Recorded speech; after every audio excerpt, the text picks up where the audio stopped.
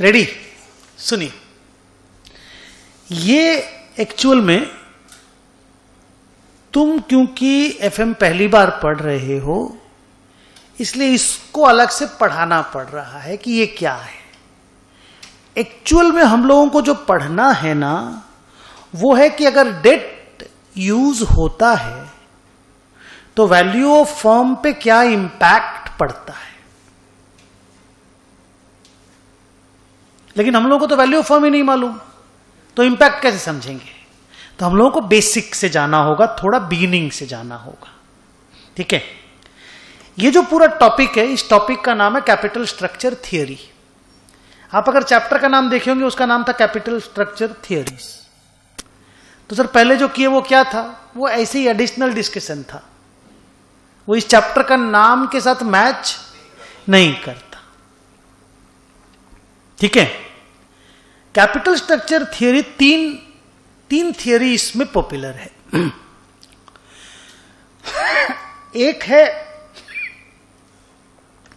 Durand का, Durand DURAND। एक है मोडिग्लियानी मिलर का। क्या नाम है? मोडिग्लियानी। हम मोदी और पाकिस्तान वाला गिलानी, मोडिग्लियानी। हाँ, वो हम लिखाएंगे, आप चिंता मत करो। तो मोडिग्लियानी एंड मिलर का एक थ्योरी है, और एक तीसरा थ्योरी है ट्रेडिशनल थ्योरी। ठीक है, बट थ्योरी तक ना, हो सकता हम लोग आज के एंड तक पहुंचे या फिर नेक्स्ट क्लास में पहुंचेंगे। उसके पहले इस पे थोड़ा देर बात करेंगे। ठीक है, अगर कोई फर्म, कंपनी को आप फर्म बोलते हैं इस चैप्टर में, अगर कोई फर्म ऑल इक्विटी फर्म है, क्या है? ऑल इक्विटी फर्म है, तो उस फर्म का वैल्यू, उसकी जो इक्विटी शेयर है मार्केट में जो लिस्टेड है ना, उसका वैल्यू होता है। सर फिर से बोलिए। अगर एक कंपनी ऑल इक्विटी कंपनी है, सिर्फ इक्विटी ही उसने इशू कर रखा है, डेट का पैसा वो यूज नहीं करता है, तो उसका वैल्यू ऑफ फर्म कितना है? कोई पूछे अगर तुमको, तो तुम बोलना इसका जो मार्केट में शेयर का दाम है ना, मान लो वो दाम है 40 रुपया, और टोटल शेयर है मान लो 1 करोड़, तो बोलना 40 crore is the value of the company. तो जो वैल्यू ऑफ द कंपनी है ना, उसको हम लोग 40 करोड़ रुपए दे के कम नहीं खरीद सकते हैं। उसके शेयर होल्डर को 40 करोड़ दे दो, उसको मार्केट में दाम वही है, हमारी हो जाएगी वो कंपनी। इफ वी पे 40 करोड़ रुपए टू दैट कंपनी का शेयर होल्डर लोग को, तो बोला यह जाता है कि फॉर एन ऑल इक्विटी, नया चीज है बेटा, हाँ सुनिएगा, हम धीरे धीरे पढ़ा रहे हैं। For an all equity company value of equity is equal to value of firm. Value of equity is equal to value of firm. जैसे एक तो बात बोलते हैं, अरहम और तुमने एक कंपनी में पैसा लगाया, तुमने इक्विटी लगाई, तुमने डेट लगाया, तुमने 20 लाख लगाया, तुमने 10 लाख लगाया।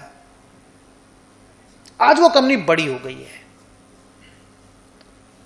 ठीक है, आज वो कंपनी बड़ी हो गई है। लगाया था तुमने 20 लाख, तुमने 10 लाख लगाया था, आज वो बड़ी हो गई है। तो मेरे को कंपनी से तुम लोग दोनों को बाहर करना है। हम खरीद लेना चाहते हैं उस कंपनी को, तो मेरे को तो तुम लोग दोनों को पैसा देना पड़ेगा ना। लेकिन अगर खाली तुमने पैसा लगाया होता, मान लो तुम खाली शेयर होल्डर है, खाली तुमने ही पैसा लगाया, तो फिर मेरे को खाली इसी को पैसा देके बाहर करना पड़ेगा ना, मेरी कंपनी हो जाएगी। मैं अलग डायरेक्शन से आपको लेके गया, आप समझे? तो अब मैं क्या बोल रहा हूं कि अगर एक कंपनी ऑल इक्विटी कंपनी है, डेट नहीं है, तो उस पूरी कंपनी का वैल्यू इक्विटी के वैल्यू से निकल जाएगा। डेट तो है ही नहीं ना, हाँ तो बोल दे।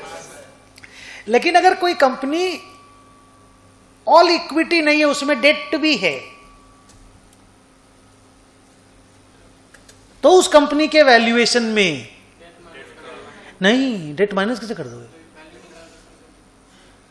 इक्विटी का जो वैल्यू होगा वो भी देना होगा मेरे को, और डेट का वैल्यू भी पे करना पड़ेगा।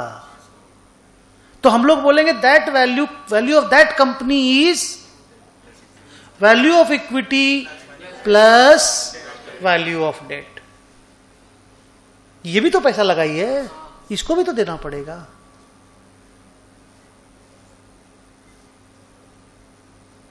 कुछ समझ में आया? अब हम यहां से चालू करते हैं। ये सब लिखेंगे धीरे धीरे। आप ना एकदम एक्साइटेड मत होना कि जल्दी से पढ़ लेना है, आराम से। ये क्या होता है बोलो तो? और ये आता कैसे है? वाह वाह, पक्का? देखो अभी मैं क्या कर रहा हूं। अगर मैं इसमें number of equity share issue कर दूं, number of equity share multiply कर दूं, साला इशू तो किया हुआ ही है। अगर मैं नंबर ऑफ इक्विटी शेयर इसमें मल्टीप्लाई कर दूं लेफ्ट हैंड साइड में, मैंने रुक तो, हाँ रे बाबा, अरे रुक, पूरा लिखने दिया कर, आधा अधूरा बोल देते हो।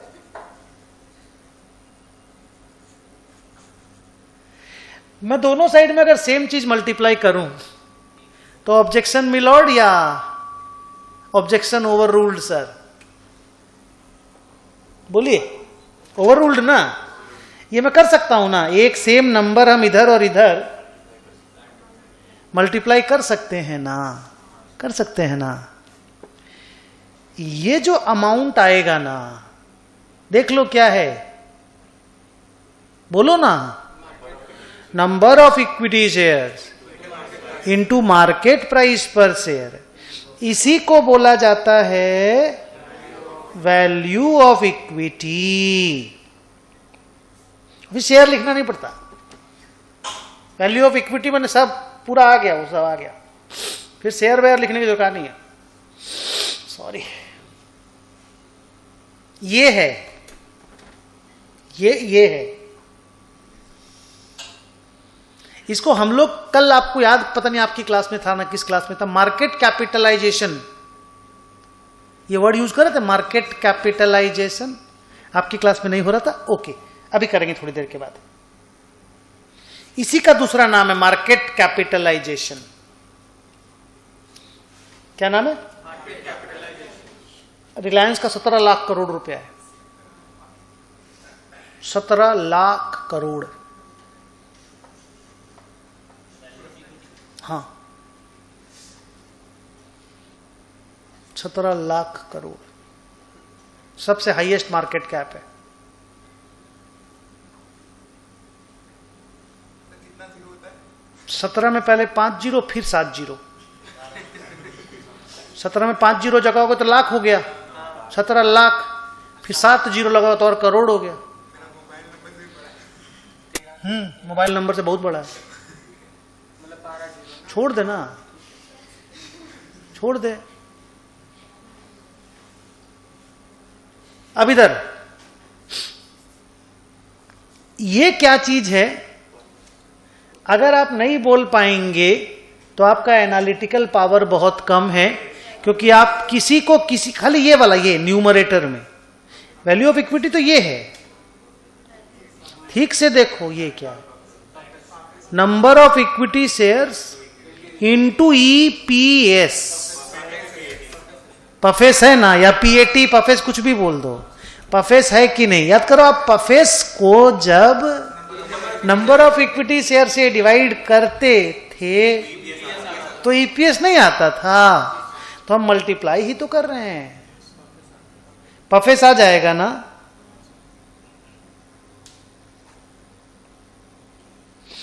जो ये फॉर्मूला है ना, ये उसका बड़ा फॉर्मूला है, मतलब ये एक शेयर का दाम निकालने के लिए है, ये पूरी कंपनी के सारे शेयर का दाम निकालने के लिए है। इसीलिए यहां एक शेयर का अर्निंग लिया जाता है, यहां इक्विटी शेयर होल्डर का अर्निंग लिया जाता है। अरे एक शेयर का है, ये पूरी कंपनी का नहीं हो गया, पफेस। अभी जैसे आपने ये पफेस निकाला, ये जो पफेस है 20,66,100, देख तो 20 लाख, ये पफेस ही तो है, पैट इज इक्वल टू पफेस ही तो है ना। इसको जब तुमने नंबर ऑफ, रुकना अभी मत कर, मेरे को करने दे, बात करने दे, आप फिर अलग डायरेक्शन में मेरे को लेके चले जाओगे। मेरे को मालूम है डायरेक्शन क्या है। इसको जब आपने नंबर ऑफ शेयर से डिवाइड किया तो ईपीएस आया। ईपीएस को जब आपने पी रेशियो से मल्टीप्लाई किया, बोल दो, या केई से डिवाइड किया, यही तो केई था। दिस डिवाइडेड बाय दिस करोगे तो ये आएगा ना। करो ना, एक बार करो, आप करो, ये वाला करो।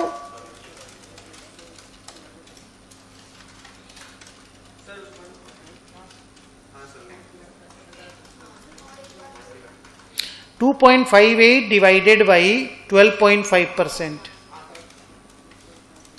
2.58 डिवाइडेड बाई 12.5% इज के। आया ना। अब अगर मैं बोल रहा हूं आप सीधा इस अमाउंट को, पफेस को, अगर सीधा के से डिवाइड कर देते हो तो पूरी कंपनी का वैल्यू नहीं आ जाएगा क्या? पूरे टोटल इक्विटी का। जो भी समझे कि नहीं हमको बताओ। बच्चे ने बोला सर 165,28,000, ठीक है, कोई आर्ग्यूमेंट नहीं है बेटा। आप बोलिए ना हम हैं, आप छोटे हैं, हम देंगे साथ आपका। अब ये पूरी कंपनी के इक्विटी शेयर का वैल्यू है और ये एक इक्विटी शेयर का वैल्यू है। यहां ऐसे कितने इक्विटी शेयर थे? 8 लाख। आप 8 लाख से इसको मल्टीप्लाई करो, यही आएगा।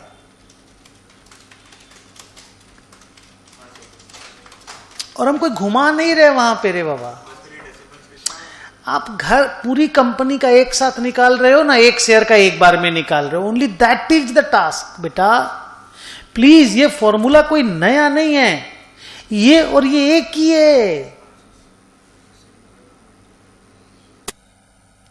ये एक शेयर का मार्केट प्राइस निकालने का फॉर्मूला है, ये सारे शेयर का मार्केट प्राइस निकालने का फॉर्मूला है। बात एक ही है। So don't worry please, don't worry. आज के बाद अगले 4 दिन तक आप लोगों को यह वर्ड यूज करना है, value of equity is equal to पफेस divided by K. Do we know what is K? बोलना नहीं। Do we know what is K? Do we know how it is computed? Do we know what is पफेस? Do we know how it is computed? Can we believe कि we can compute this? If we can compute these both, हम इसको निकाल सकते हैं। Good. Value of debt जो होता है ना, value of debt, वो actual debt को ही बोला जाता है। वो मार्केट वैल्यू से आता नहीं है, क्योंकि डेट का ना मार्केट प्राइस बहुत ऊंचा नीचा नहीं होता है। और बहुत सारा डेट जब आप बैंक से लेते हो तो ऐसे ही कोई मार्केट वैल्यू नहीं रहेगा। बैंक लोन 400 करोड़ है तो फिर वैल्यू ऑफ लोन भी तो 400 ही करोड़ हुआ ना। आज इस बच्ची का 10 लाख रुपए लगाया था इसने कंपनी में, तो इसको तो वापस 10 लाख ही चाहिए ना। इसने रिस्क तो लिया नहीं था, लेकिन इस बंदे ने 20 लाख लगाया था। अब इसका दाम होगा 325 लाख, तो इसको तो 325 लाख मिलेगा ना यार, पर इस बच्ची को तो 10 ही मिलेगा। सर हम लोग दोनों का पैसा लगाता 2:1 में, तो तुम इक्विटी काहे नहीं लगाई थी? तुम तो डेट में पैसा लगाई ना, तुमको तो रिस्क नहीं लेना है। एनुअली इंटरेस्ट मिलना चाहिए हर साल का, वो भी फिक्स। रिडेम्पशन के वक्त रिडेम्पशन, तो रिडेम्पशन आ गया, ले लो 10 लाख, 10 लाख ले लो, रिडेम्पशन आ गया। 325 लाख तो तेरे को मिलेगा ना, क्योंकि तू ना इक्विटी में पैसा लगाया। गेटिंग इट या उल्टा पलटा हो रहा है? पक्का? गुड। तो sir for an all equity company value of firm is equal to value of equity. कुछ है ही नहीं ना दूसरा। और for a levered firm value of firm is equal to value of equity plus value of debt, which is actual debt. Yes, this is actual debt. और ये निकालना पड़ता है बाजार से, या तो मार्केट में दाम दिया रहेगा तो मार्केट का दाम से मल्टीप्लाई कर लो सीधा, और नहीं तो हम लोग को निकालना होगा तो ऐसा मैथमेटिक्स करके निकाल लेंगे। हम लोग को निकालना ही पड़ेगा रे, हम लोग को मार्केट प्राइस डायरेक्टली देता ही बहुत कम है, बट दे देगा तो वहां से भी निकाल लेंगे। अगर ये दे दिया तो हम लोग इंटू नंबर ऑफ शेयर कर देंगे ना यार, ये सब काहे करेंगे यार, यहीं से तो मिल जाएगा हमको। हमको तो ये निकालने से मतलब है, फिर हमको ऐड करने से मतलब है। पक्का? ये वैल्यू ऑफ फर्म है, जो कोई तरीका से भी रॉकेट साइंस नहीं है, एकदम छोटा चीज था। ये सुनो, अभी रिलायंस इंडस्ट्रीज लिमिटेड का मैंने देखा मार्केट कैप, कल परसों ही देख रहे थे, 16.51 लाख करोड़ रुपया था। ब्रेक के बाद हम मोबाइल लेकर के आएंगे, हम आपको दिखाएंगे। आज बढ़ गिर गया होगा, बट इसके आसपास है वो। तो वो कैसे आया होगा? Number of equity shares multiplied by market price per share. That is the market capitalization, that is the value of equity. नहीं, वो पूरा खाली इक्विटी का वैल्यू है, मार्केट कैपिटलाइजेशन।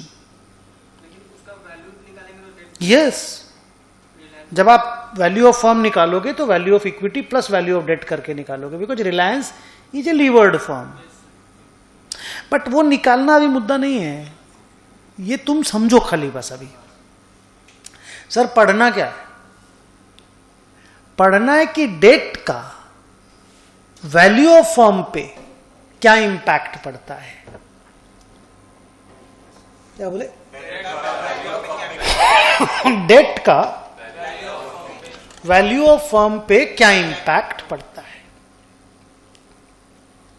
ठीक है, मतलब अगर एक कॉल इक्विटी कंपनी है, वो डेट लेकर के बिजनेस करना चाहती है, तो वैल्यू ऑफ फर्म पे उसका इंप्लीकेशन क्या है।